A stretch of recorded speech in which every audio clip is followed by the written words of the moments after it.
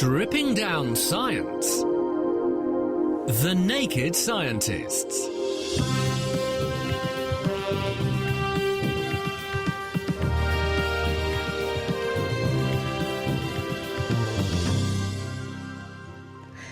In the face of global threats, how can we protect the world's oceans? In The Naked Scientist this week, we'll find out how researchers and conservationists are calling for marine protected areas to help preserve some of the world's unique marine habitats. It's the 2nd of December. I'm Kat Arney, and today I'm joined by Helen Scales. Hello! Coming up, we'll find out how marine protected areas can work, examine the evidence supporting the establishment of these around England, including one off the coast of Norfolk. Plus, in the news, we hear how the Grand Canyon is even older than we previously thought and identify a new mechanism that makes tumours resistant to treatment. The Naked Scientists podcast is powered by UK Fast, the UK's best hosting provider. On the web at ukfast.co.uk. And if you want to get in touch with us with any questions or comments, we would love to hear from you. You can tweet at Naked Scientists. You can comment on Facebook. That's facebook.com/The Naked Scientists. Or you can email Chris at thenakedscientist.com. Overfishing, climate change and pollution are some of the many problems that face the oceans and marine life today. And one of the main approaches being taken to try and deal with these issues is via marine protected areas. Essentially, the aquatic equivalent of nature reserves on land, where parts of the sea are set aside and damaging activities are limited or excluded. And around the world, efforts are underway to set up more of these protected sites. Well, joining us in the studio is Jen Ashworth from Natural England in Peterborough. She's been working over the last few years on a new network of marine protected areas in English waters. Now, we're going to hear a bit more about those a little later. But first, Jen, maybe we could start by painting us a bit of a picture about what marine protected areas, or MPAs, as I'm sure we're going to call them, what are they and how do they work? Marine protected areas are, as you say, areas of seabed selected to protect particular habitats and species. They work by making sure that activities are removed or managed so those habitats and species aren't damaged. Generally, you could say that in marine protected areas, wildlife comes first. We've mentioned overfishing. That's an obvious one for the oceans. What other sorts of problems do the oceans face that protected areas can do something about? Well, protected areas, are obviously space-based designations, so they can't protect from everything. Very widespread things like pollution, you're not going to solve by just a small marine protected area. But what you can do is you can protect them from damaging pressures. So, for example, some development activities, you may have particularly sensitive habitats and species that you just don't want damaging activities to happen on them. So it's sort of doing what you can on a small scale, and presumably by helping the health of habitats and species within protected areas. Does that make them better able to deal with those bigger threats, things like climate change? Absolutely. If you can have marine protected areas where you've got healthy habitats and species, it gives them a bit of breathing space. It makes them a bit more resilient to cope with those other pressures like climate change. And when it comes to working out, as you have been helping out with here in England, where to set up MPAs, marine protected areas, where to put them, how big they should be. How does science come into that? Presumably there is a lot of science involved in deciding how to go about protecting the oceans. Science plays a huge role in marine protected area design. Science can tell us which habitats and species to protect, which ones are rare and threatened, and which ones might be representative.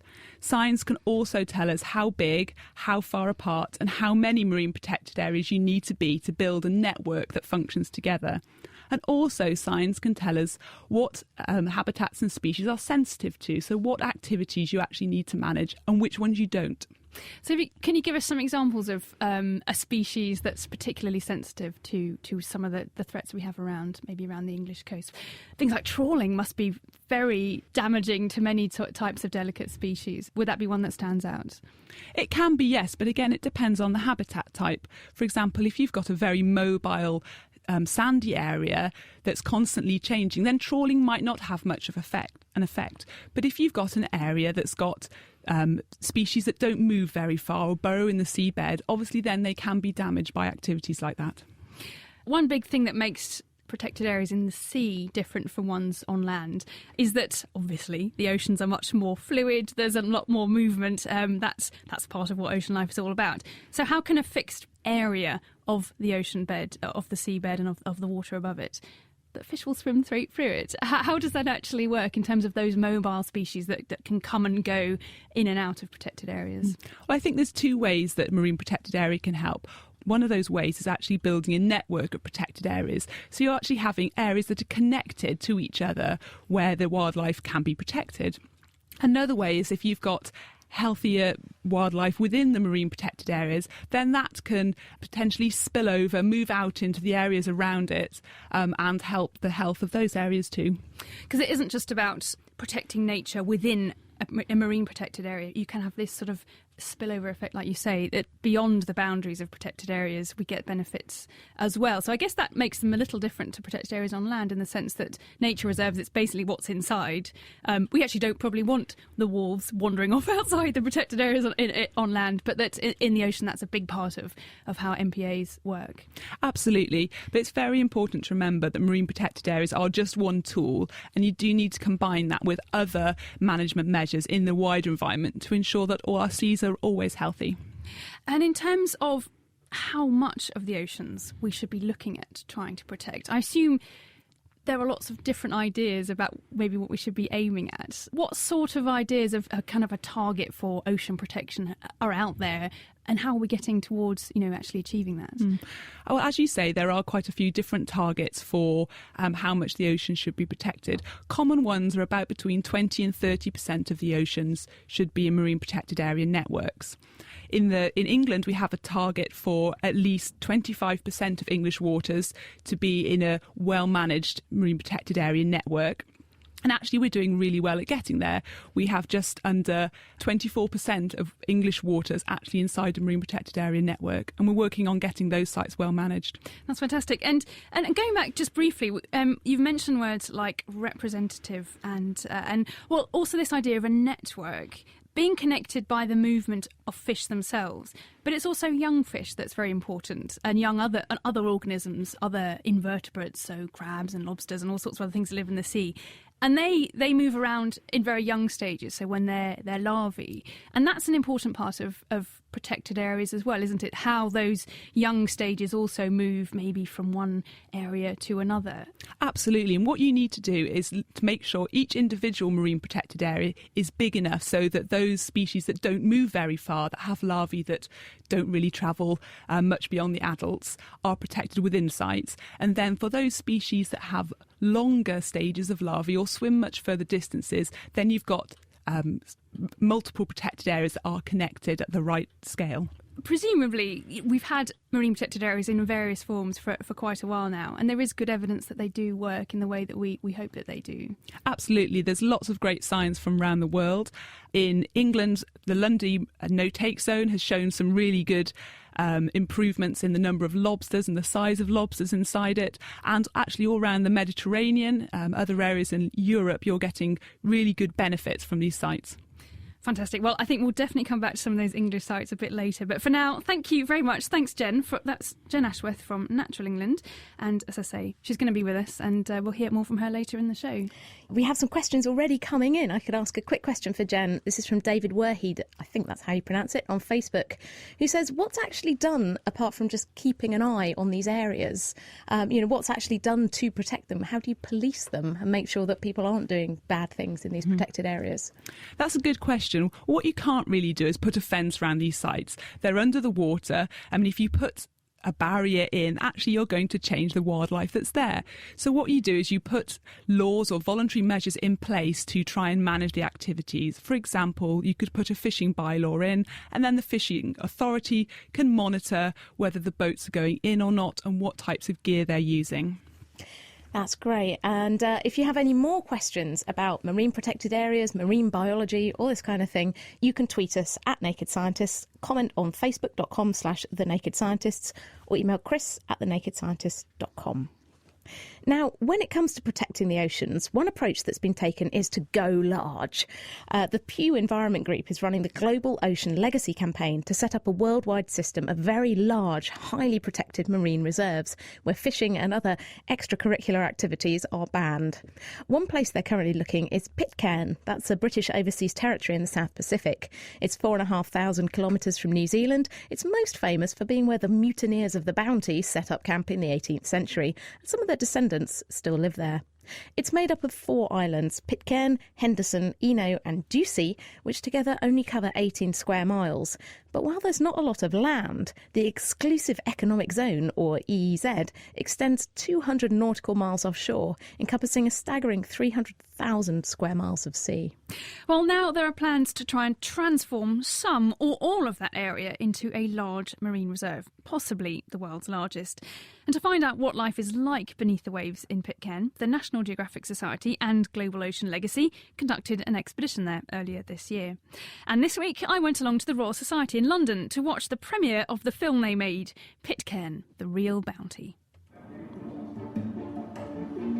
Few people have visited Pitcairn, let alone filmed here. To most outsiders, it's a complete mystery. We know very little about this island, but we know almost nothing about what's going underwater. That is what this team is here to change.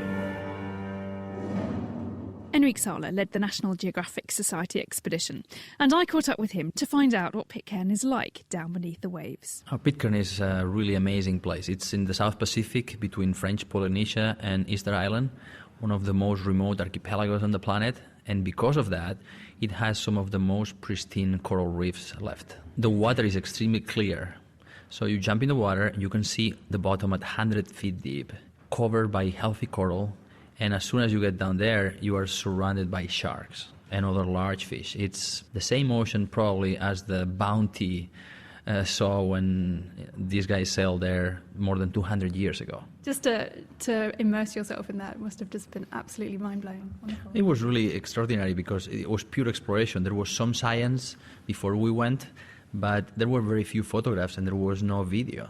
So it was exploring a complete new world for us. Nobody had done the effort to really document visually and look at the health of the system so we can share it with the rest of the world.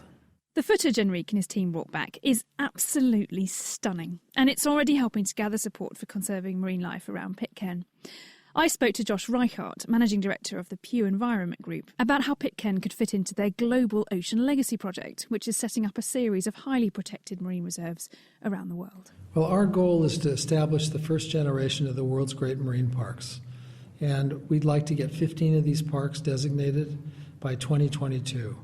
We've actually gotten 4 of them done. And looking across the marine reserves that Global Ocean Legacy have helped to create, and the ones that are kind of in the pipeline, some of them seem just wonderfully sort of legendary to me. You've got Easter Island and the Mariana Trench and Pitcairn Island. These are fabulous places. And I'm sure that's not why you chose them, but how do you decide where to focus and where to look next in terms of trying to push for these big areas? Well, we spent a long time looking at areas throughout the world that meet a series of criteria. 1, that there's something there that's valuable to protect.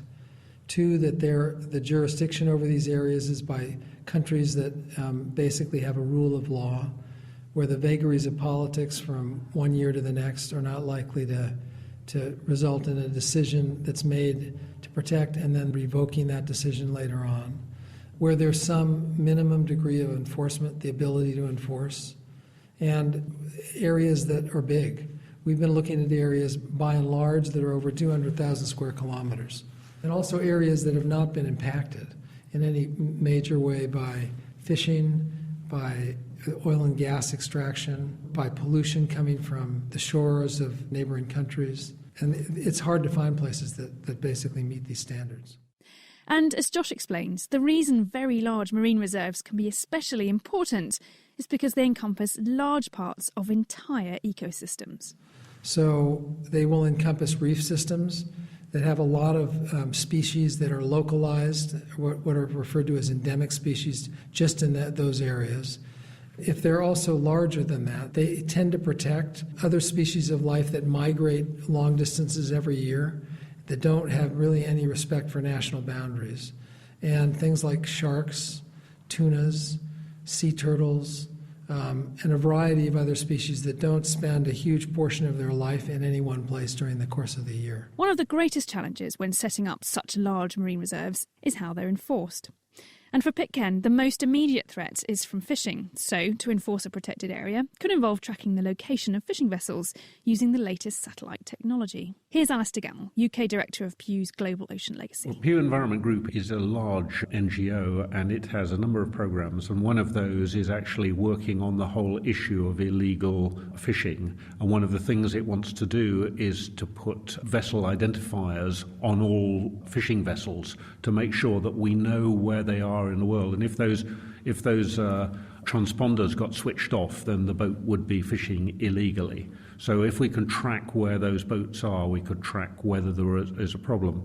And Pew also is looking at the whole issue of using modern satellites and how you can do that cost effectively. Our attitude is that it's better to have places protected, even though the enforcement capability may not be as great as we would like it to be.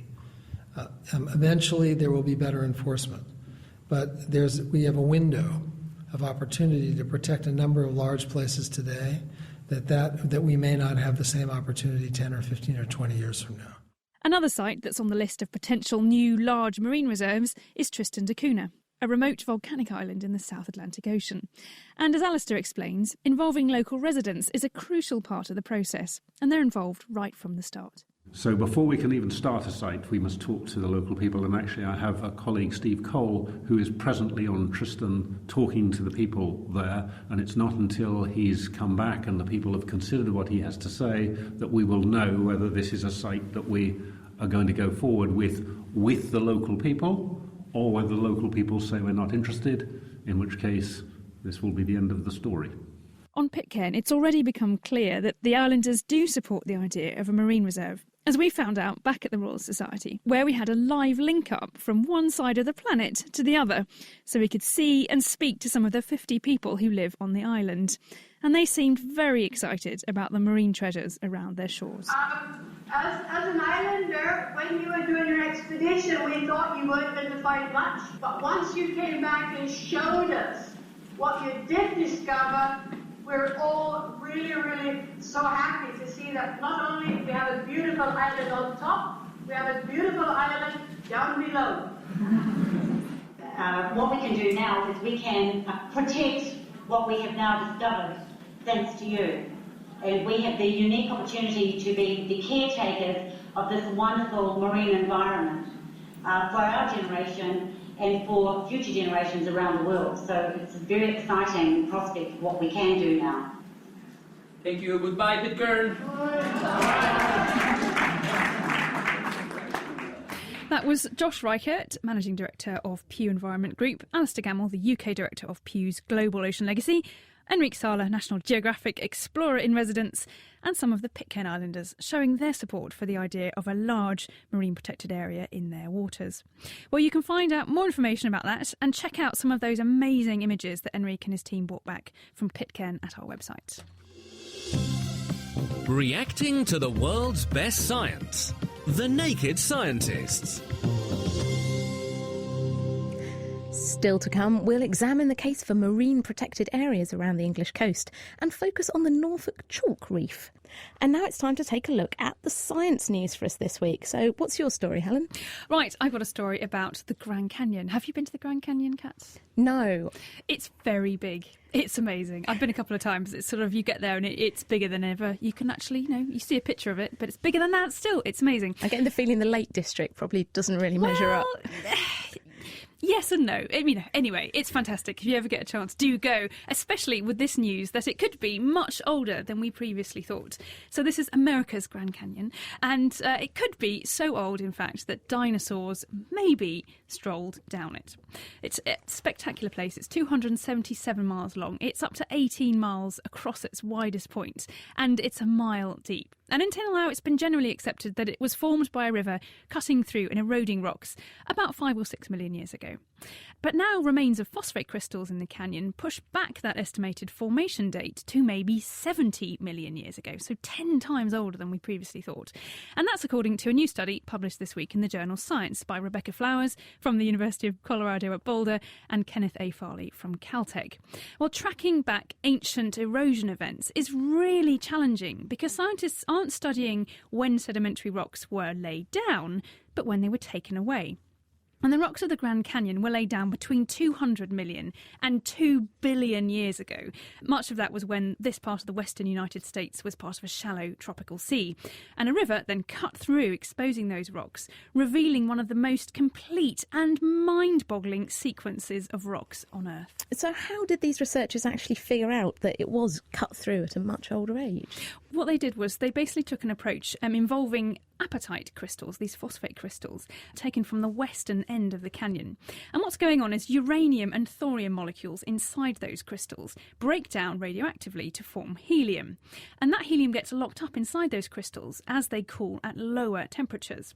And as rocks erode and they get closer to the surface of the Earth, they cool down. And so these traces of helium essentially leave a kind of record of that cooling history. So it can indicate when the canyon was cut through the rocks. And using this technique, they've actually looked at the eastern end previously of the canyon, and they put an erosion date for that bit at 55 million years. And Rebecca Flowers thinks that the canyon was first formed by a predecessor of the Colorado River, which is the one that's there now, but it ran in the opposite direction. Now, this all sounds quite controversial. I mean, you can't just go mucking around with the age of enormous geological structures. Yeah, absolutely. And I think, especially if you have a look around online, you'll see there's quite a lot of other scientists saying, hang on a minute, we don't quite agree with the interpretation of this data and so on. So there is still some controversy on this. But actually, there's nothing new. People have been disagreeing about the Grand Canyon for at least 150 years. And I don't think it's going to stop now. I mean, there's no doubt that it's got a very complicated history, and it might not have all formed at one time. This isn't just about figuring out the Grand Canyon itself, but it really helps us understand more about how other landscapes are formed, and really help scientists get to grips with topography and hydrology and tectonics. And it also shows that even with new techniques emerging, that there are still enormous puzzles about the world that still have yet to be fully unravelled. And with this new idea of just perhaps how old the Grand Canyon was, they want to now go out and figure out, well, just how it took shape as well. So, yeah, big puzzles. Fantastic. I love it when we don't quite know what's going on. It's just really exciting. The really big puzzles, massive geological puzzles. And now down to a tiny, tiny molecular puzzle. And that's the puzzle of drug resistance. And this is a major problem when it comes to treating cancer. And in many cases, cancer drugs, chemotherapy, they work in the short term. But tumours then become resistant to treatment and carry on growing. And this isn't only true for older chemotherapy drugs, but for some of the newer targeted therapies we now have too. And it happens because cancer cells are cunning and they evolve to overcome the effects of the medication. And there's a lot of research going on around the world at the moment aimed at understanding and overcoming this resistance. And now a team of European and US researchers led by René Bernards at the Netherlands Cancer Institute have identified an entirely new mechanism by which cancer cells can develop drug resistance. And they've just published their findings in the journal Cell. OK, so what is this new mechanism and how did they find it? Well, they started by looking at lung cancer cells that carry a specific genetic fault. This is a fusion between two genes called EML4 and ALK. It drives them to grow out of control. And then they used a technique called RNA interference. They tested 24,000 tiny, tiny fragments of RNA in these cells, and they switch off about 8,000 different genes, one at a time. And this was in cancer cells that had been treated with different drugs. And they were looking for cells that became resistant to the drug treatment when one of these genes was switched off, and then worked out which gene must have been switched off for that to happen. And they found one. This was a gene called MED12, and it was actually quite unexpected. OK, come on. Why was it unexpected? Well, it's part of something called the mediator complex, which sounds like a bit sci-fi, but it's just a group of proteins inside cells that help cells to switch genes on and off. Now, the researchers discovered that switching off MED12 leads to the switching on of a pathway called TGF-beta signalling. This is kind of a molecular escape route that keeps cancer cells growing out of control, even when they've been treated with drugs. Now, the really exciting thing is that there are drugs out there in testing that block this TGF-beta signalling. So maybe combining them with chemotherapy or targeted treatments could actually tackle drug resistance to make the therapy more effective. Well, that sounds really exciting. How soon might we see this actually being rolled out to help treat cancer patients, do you think? Well, there's a lot more to figure out what's going on here. This has just been done in cells growing in the lab. It doesn't take into account all the complicated interactions between cancer cells and the tissue around them, which we know are important. But it's certainly significant, it's exciting, and it does take a step closer to understanding how cancers become resistant to therapy and maybe how to overcome it. Now, also in the news this week, a little slimy fish has inspired researchers to find an alternative to petrol-based synthetic fibres. And as the price of petroleum products ever increases and we run out of oil on this planet, synthetic materials such as nylon and Kevlar become more expensive to produce and less sustainable. Now, one solution would be to make fibres from proteins. These are the biological molecules, and some labs have succeeded in manufacturing threads from man-made spider silk. But Dr. Douglas Fudge and his colleagues at the University of Guelph have taken their inspiration from a surprising source, tiny, slimy hagfish. And we're joined by Dr. Fudge now. Tell me, hagfish, what have they got that makes them, that can make this fibre? What are they doing? Their entire bodies are covered in specialized glands called slime glands. And when a hagfish is bothered by something or attacked by a predator, it can shoot this thick exudate out of these glands and make a slime that really is quite unique in the animal kingdom. So they're little fish. Where do they live, these fish? They're actually not that little. They can be a foot long up to 8 feet long in some species. And they live in all the oceans of the world. Most people have never seen a hagfish because they tend to live in quite deep parts of the ocean. But there's 82 species of hagfish around the world that we know of.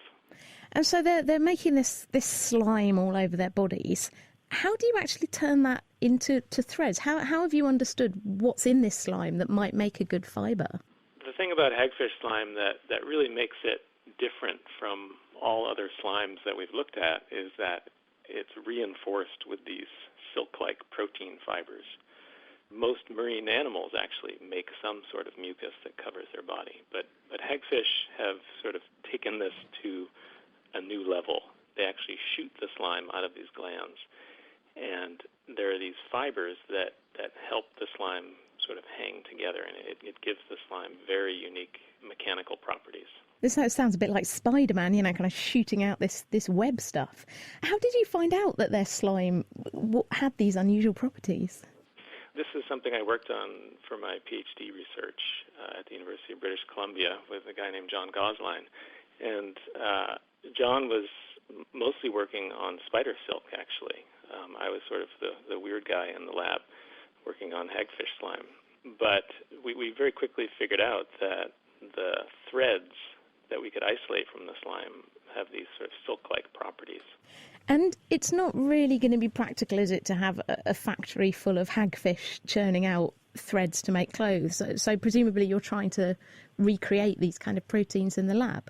Yeah, so this paper that just got published is our first paper where we actually tried to make something out of the proteins from hagfish slime. How did it go?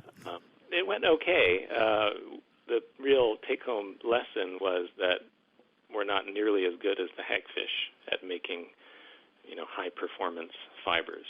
And this is something that the people who work with spider silk learned a long time ago, that, the first time they tried to make silk-like fibers, even if they're using proteins directly from a spider, it's very difficult to do it as well as the organism does it. So you don't think we're going to see a hagfish shirt hitting our shops anytime soon?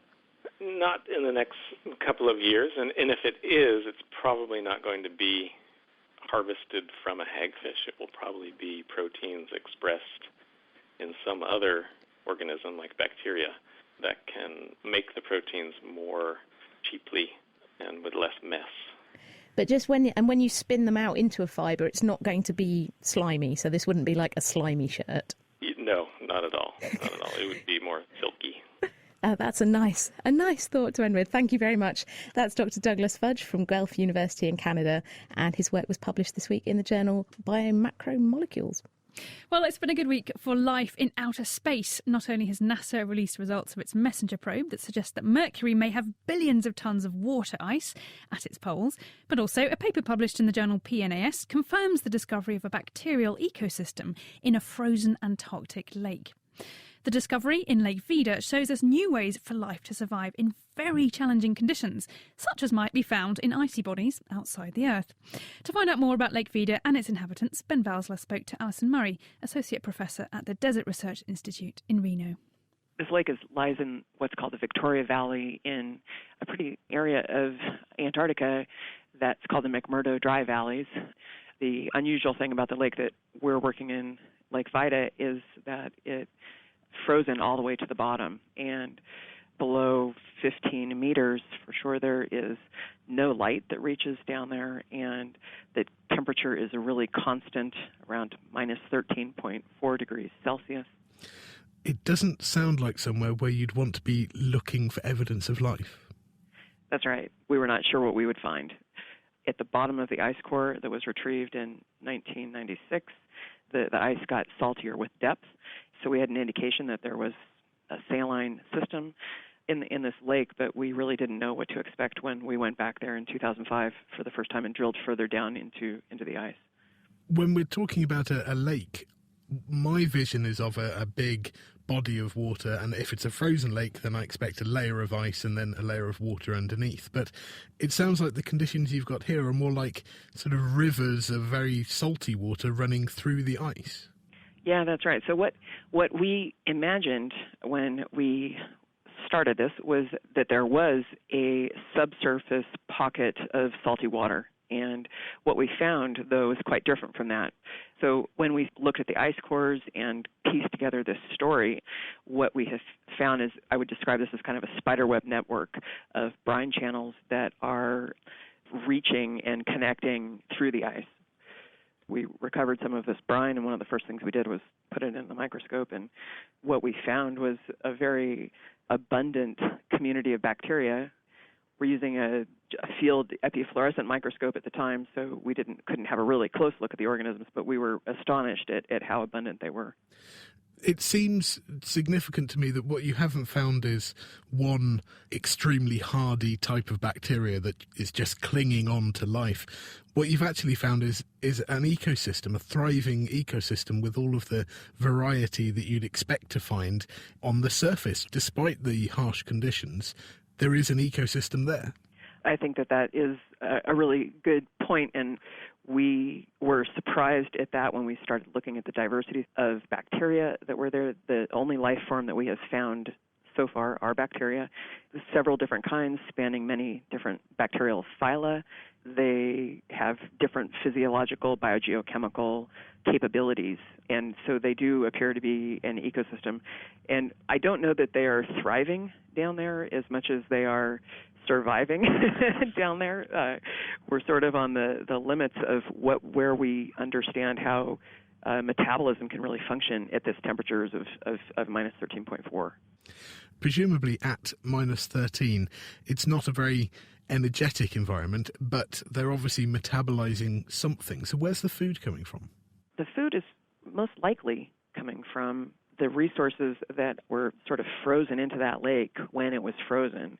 The concentrations of organic carbon that we measured in the brine are exceedingly high. So there is a food source in the lake. There's also a lot of inorganic sources of energy which could be used by the bacteria. So much to our surprise, really, that this system is really energy rich.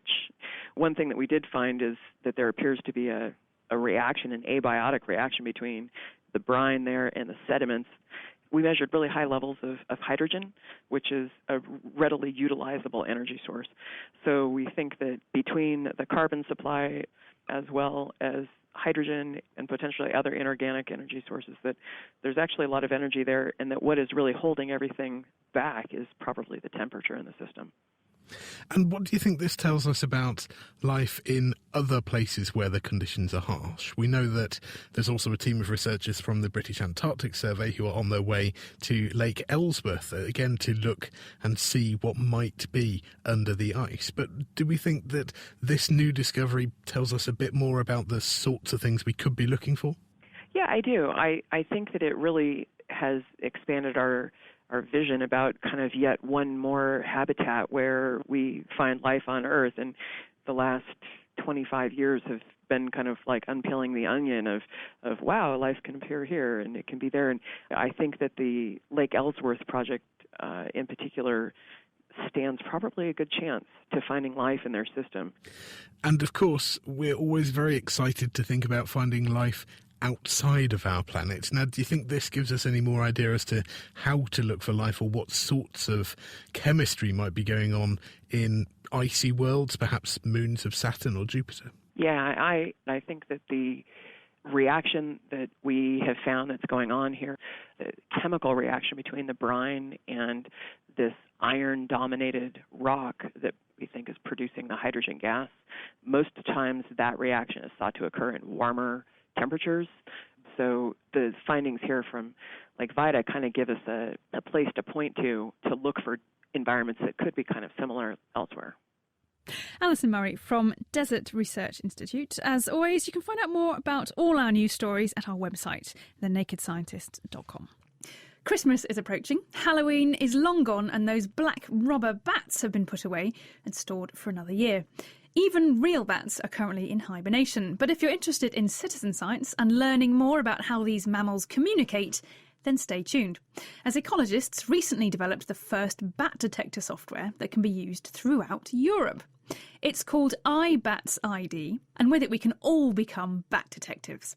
Planet Earth podcast presenter Sue Nelson met up with Professor Kate Jones, Chair of Ecology and Biodiversity at the University College London, and Charlotte Walters from the Zoological Society of London to find out how it works. We collected an echolocation call library of calls from species all over Europe, collected in lots of different habitats and in different situations.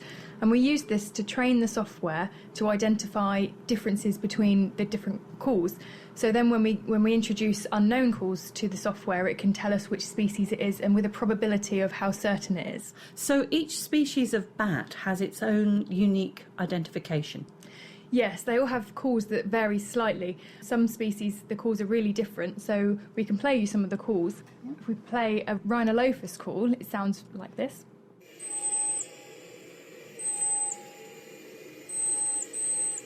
And a different type of bat, a Pipistrellus, has calls which sound like this. Now that sounded more like a bird. Cheep. Yeah. So these calls are slowed down 10 times. So you've got to imagine the actual sound the bat's making is 10 times faster and 10 times higher pitched than these sounds. But you can tell that there's differences between the calls that we can use for identification purposes. Now, Kate, you are sort of in charge there with your finger on the mouse, playing at some of those calls. You can actually see on your computer screen what the echo looks like as well. What we're using here is transforming the actual raw data, the raw sounds. So we're using an FFT transform, so fast Fourier transform of the data, which takes tiny bits out of each of the raw data. So it becomes a much simpler signal. So it turns out that when you do that with bat calls, they tend to have a characteristic shape. So the ones which you heard before, the kind of ee that were a constant frequency, they look very flat. But when you have calls which have got a more chirpy sound, they have frequency modulation, so they sound more chirpy. So that's where you get kind of a vertical line straight down, and then you may get a bit of constant frequency at the end. So if I just play these again, you can kind of hear that. And then these are the flat ones.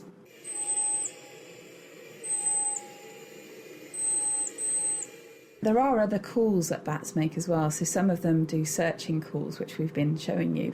These are social calls which they make to attract mates or to communicate with each other, which are more trill-like. You also get bats which, when they're searching, they'll emit a kind of search phase call and get the echo back so that they can figure out where they are and where their food is. But when they get closer to an insect or an object, they need much more information about it. So they'll do a kind of feeding buzz. So on some detectors it sounds like someone blowing a raspberry, so like that. But I'll just play it in real for real. That sounds like a budgerigar. And there is now a way that a sort of citizen science that people can help identify these bats as well. It's just quite recently, this.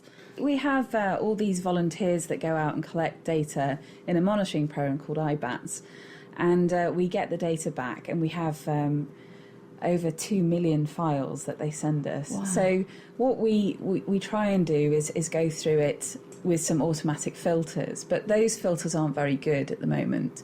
So what we're trying to do is to develop new ways of going through them automatically and trying to link it up to iBats ID so that it's all one tool. So at the moment, you go through, you find a call, you take the parameters, and then you feed it into the software ID tool. But actually what we want to do is to integrate that all together. So the first step on that is to look at all the files and try to label all that data. So we have launched a new site called Bat Detective, which anyone can log on and help us look at bats. So you go onto the site, sign in, and then you can help us classify where these calls are and hunt for these calls in the recordings. Professor Kate Jones and Charlotte Walters on iBats ID. And you can hear a longer version of that interview and even more bat calls on the Planet Earth podcast. Follow the link from our website at thenakedscientist.com/Planet Earth.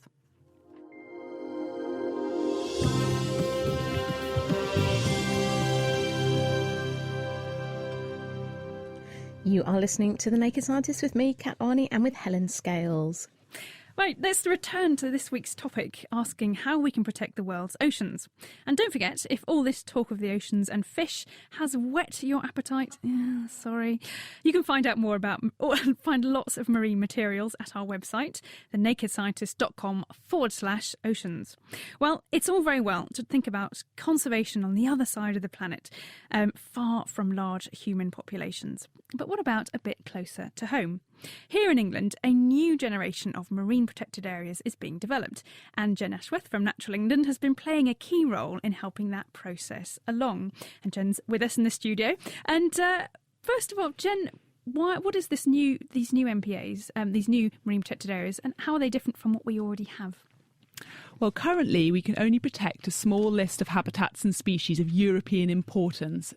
And that leaves a lot of things without kind of conservation protection. So the marine conservation zones, this new term for these national sites, can protect a wider range of habitats, along with species and habitats that are known to be rare, threatened or declining in our waters. So what sort of species are we talking about that will now come under these new marine conservation zones? Well, for example, species like the spiny lobster or habitats like native oyster beds are part of that. Yes, and we heard about oysters just a couple of weeks ago on The Naked Scientist, all about how they are doing particularly badly in the UK, and actually we need efforts to restore them. So that's going to be great that they're going to come under this new network. And we talked earlier about the need for not just individual protected areas but these networks, and that's what you've been working on, is developing ideas for what this network will look like. How is it going to compare to other marine protected networks around the world? Well, in some ways it will be quite similar. Many countries use the kind of similar network design principles to put their networks into place. For example, we built on some work in California on MPA size and spacing, and applied that to species found in English waters and nearby offshore waters. So this is being done elsewhere, but this is kind of the cutting edge, it seems, of designing protected area networks, of sort of thinking very carefully about what's there, and also involving people. I mean, we heard about how the Pew Environment Group are very keen to involve local people from the start when they're thinking about these enormous protected areas all around the world. But here in England, that's been a key part of the process as well. You've been involving members of the public right from the word go in terms of working out where these are going to go. How's that been working? Well, absolutely. Sea users have been at the heart of the Marine Conservation Zone project process. Natural England, with the Joint Nature and Conservation Committee, set up 4 regional projects and got people that use the sea and people that are interested in the sea to come round, get round a table and actually decide themselves where these sites should go. And so that's divers, fishermen, presumably, people who like walking along coasts. I mean, anyone who's got any interest at all in the coast of England, I guess. Absolutely. It ranged from people doing recreational activities like sailing or diving, fishermen, but also big industry as well, such as ports, renewable energy companies. They all got together and applied the science guidelines we set, and also their knowledge of what areas were important for them. It was very important to, as well as meeting the science guidelines, to look to kind of minimise the impact or the cost to sea users, so we'd get greater buy-in for these areas. So the chances are, hopefully, when these become put into action, that they will be they will actually be effective protected areas because the people helped to create them. We already have one. You've already mentioned earlier in the show, Lundy, in the Bristol Channel. That's already a marine conservation zone. It's a fantastic site, and you've been diving there, haven't you? Perhaps tell us a bit more about the seals at Lundy. You've had them biting at your fins, I believe. Is that right? That's right. Lundy's a really special place. It's been a place for firsts in marine conservation. It was the first voluntary marine nature reserve, and then the first statutory one. It had the first no-take zone around England, and then in 2010 it became the first marine conservation zone. So it's doing really well, I guess, in terms of the habitat and the species. It's just a kind of bounty of life in the Bristol Channel. Absolutely. Diving there is really special. You can find all 5 species of cup corals we have in the UK.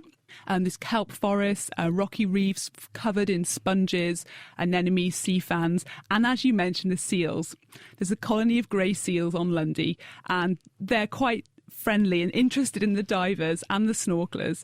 They'll come along and they'll buzz past you, they'll hide in the kelp forest and then kind of come out and nibble your fins or kind of try and mouth at your wetsuit as well. So it's not like a case of us trying to interact with the wildlife. The wildlife is interacting with us, by the sounds of it.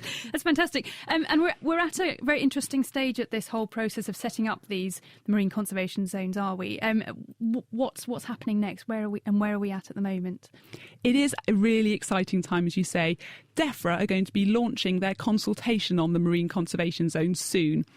So in the last year, these 4 regional projects submitted their ideas on where the site should go to Natural England and the Joint Nature Conservation Committee.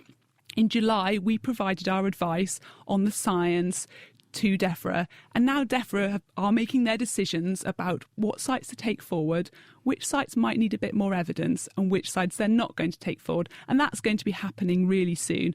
And that's a great opportunity for people to get involved. What do you think about these sites? Do you have any evidence to support these sites or to not support these sites? So people should keep an eye out for that consultation and let us know what they think. So that's coming up in December, isn't it? In the next few weeks, I think. So keep an eye out for that, definitely. And if you, as I say, if you do have any input, then I'm sure that would be very valid in this whole process, which I think, it's just great that people are being involved all the way through, and hopefully we'll see a fantastic new network of protected areas coming up around the English coasts. And speaking of one of those, we're now joined today by Rob Spray, a bit of nice nominative determinism to go with Helen Scales, from Sea Search East. Now, he's been doing some of the surveying in the areas that may fall under a marine protected area, and in particular the Norfolk Chalk Reef. Now, you may have heard of coral reefs, but I've never heard of a chalk reef before. So, hi, Rob. Hi. Can you tell me about this weird underwater environment? What is a chalk reef? Well, it's not too weird, really. It's sort of based on the basis, really, that a reef is any kind of obstruction. So you get a coral reef, and that's a reef made of coral. So a chalk reef is logically a rocky reef made of chalk. And the chalk we've got up in Norfolk was laid down during the Cretaceous period, which is kind of eponymous because Creta means chalk. I say 70 plus million years ago during a warmer period in time, and it's left us with this thick layer of rock which is unique in the region since we don't have any other rocky seabed. It's been sort of well known for the sort of crab and lobster fishing locally, but recently we've been having a sort of really good look at it, and it's a wonderful natural habitat as well. And I guess the people of Norfolk may not realise that they have this spectacular underwater environment there. What sort of things can you find in this chalk reef? Well, it's very, very biodiverse. I mean, the signature animals are the crustaceans. We get sort of huge numbers of lobsters and crabs all over it. They can burrow in it, and they can actually dig in the chalk to release sort of animals and algae that grow in it to eat. You get seals, shoals of fish, sea slugs, weird things like foraminiferans, bryozoans, sponges, the whole 9 yards really. So you hear people always talking about places like Lundy, which have had loads and loads of good publicity because all the people who study that stuff are down there. But over here on the east, we've got loads of good stuff, but we don't have the big institutions that have been looking at them for very long. Now, is this area currently protected?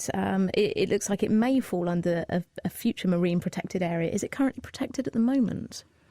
There's been a sort of degree of protection of it for probably about 100 years. I mean, due to sort of local potting interests, trawlers have been kept away, and that was probably sort of de facto, really, because a trawler would have dragged up the potting gear, and also trawlers 100 years ago would have struggled to drag it over the chalk. But it was made a bylaw about 50 years ago.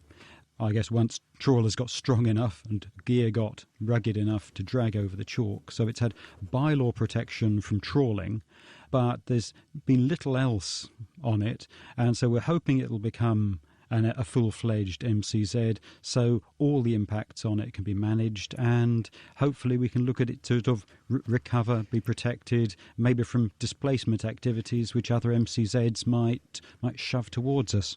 So what does make this area off the Norfolk coast so special? I mean, what in your eyes really makes it something that is worthy of preserving in the national context? Well, apparently, and I'm no geologist, only about 2% of Britain's coast is chalk, and we've got the longest reef in Britain, at least in Europe, we think, and worldwide the significance is probably even greater because it's a soft yet stable habitat. It seems to suit some particular animals. We've got a great show of algae there. Within the region, it is completely unique. And I mean, you only have to be there on a summer's day, and it is what people would think of as reef diving, almost Mediterranean diving. Sort of clear, it's some of the warmest water in the UK during the summer, but it has a tremendous range, so you get species that need a cold snap as well. It's a great place to be. Oh, you just make me want to go and put my wetsuit on and get snorkelling. Thank you very much. That's Rob Spray from Sea Search East, and we've also been joined by Jen Ashworth from Natural England. And we've just got a few minutes to take on some of your questions. Yes, we've heard on Twitter from Alan Emery, who says, what proportion of the main ocean habitats need complete protection to ensure viable level of marine biodiversity? Quite a big and nebulous question, I think. I don't know if, Jen, have you got any thoughts on that particular idea of really strict protection and how much of that we need? Or do we know how much we need? It's a great question. We think that in a marine protected area network, you should have a range of levels of protections, have some places that have high levels of protection and other places where most activities can happen. You're just removing the most damaging ones.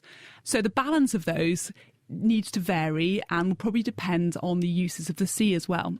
But it's important to have that kind of range of levels in your network. I think that's one thing that people don't maybe kind of understand, that a marine protected area can be many different things. It can be a very strict reserve, like the one we talked about in Pitcairn, where ideally there'll be no fishing and not any other activities. And some where, some activities are allowed because they aren't going to damage the species and habitats that are there.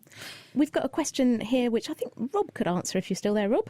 A question from Mick in Clacton. He says, now James Cameron has spent millions of pounds on his recent deep sea expedition. Do you think it would be good if we saw more explorations of the ocean bed like that soon?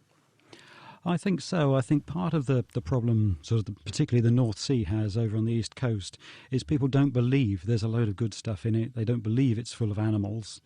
And whilst the sort of southwest gets a lot of coverage and tropical seas get a lot of coverage, people aren't familiar with the stuff we're talking about protecting. At the MCZ meetings, it was very hard to get across to people who were basically industrial interests trying to play the rules for their own ends and bureaucrats trying to shift a process through. It was very hard to get across that the places you're protecting are places full of animals. You wouldn't consider farming using 2 helicopters and a 7-mile wide net, but that's the kind of thing that people do looking for fish, and you leave behind a wrecked seabed if you don't protect it and you don't manage it. So the more you could see and the more you knew about the animals and the habitats in place, the more people, I think, would value them. We have a lot of interest from geologists who tell us, well, actually, that stuff is unique in its own right. Aside from the animals on it, those are features that if they were on land, they would be protected. But since they're unseen, they've been unstudied and they pass unremarked. So we just need to get someone down there. We do Definitely. indeed. The oceans are so out of sight and out of mind. That's such a big thing to get across. We've had a couple of messages on Twitter. Madeline Redfern says, I think public is on side for sustainable fisheries, in my honest opinion. It is getting industry and government to get their real support that's important. And Alan Emery on Twitter also says, sustainable fisheries are scientifically achievable, but need wide public support. And getting that public support is the problem. I absolutely agree. We do need to get people on side. And Jen, you were saying also that you've been working very much on bringing that evidence up about what's beneath the waves, the fantastic things that we're discovering down there, and there's lots of survey work going on. Absolutely. There's a lot of survey work going on to increase our knowledge of the marine conservation zones. And once they're designated, then we're going to collect more information to monitor them and tell us how healthy they are. Great. Well, I think now it's time for our friendly neighbourhood Hannah Critchlow to ask us this week's question of the week. The Naked Scientist's Question of the Week, brought to you in association with the How to Wisman Foundation, supporting science and education from Alpha to Omega. This week, we wonder if we can make a real-life Spider-Man. Enriquez got in touch with this question. If we put the DNA from a spider into a human, what would happen? So, can you successfully mix spider and human DNA? And what could you create, if so? We turn to a genetics professor working where Dolly the sheep was created. Hello, my name's Helen Sang. I work at the Roslin Institute, which is part of the University of Edinburgh. It would be relatively easy to introduce spider genes into humans by adapting the methods we use to make genetically modified mice, for example, and combining this with the techniques used in vitro fertilization, IVF, that are used to make test tube babies. We can introduce genes into specific tissues or organs, the basis of gene therapy. This is very new technology and is only just becoming licensed as a medical treatment. And here we would introduce a gene into a specific tissue, for example, muscle, and repair a mutation. So it is possible to mix the DNA of humans and spiders. For this scenario, let's ignore the strict regulations in place to ensure these methods are used responsibly and ask instead, could we actually make a real-life Spider-Man?